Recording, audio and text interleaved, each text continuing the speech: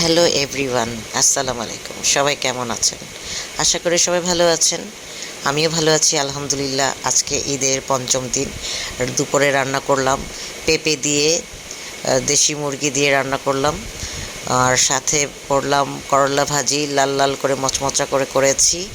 তার সাথে করেছি এটাকে কি মূলা শাক ভাজি করলাম।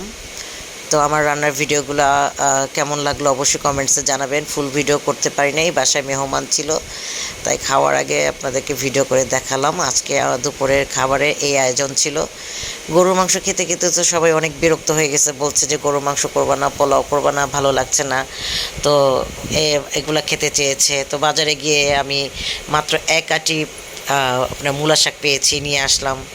আর দেশি মুরগি তো ফ্রিজে ছিল, পেঁপে ছিল ফ্রিজে, তাই রান্না করে পেলাম ঝটপট করে। তো সবাই ভালো থাকবেন, সুস্থ থাকবেন, আমার জন্য দোয়া করবেন, আপনাদের জন্য দোয়া রইল। আল্লাহ হাফিজ, আসসালামু আলাইকুম।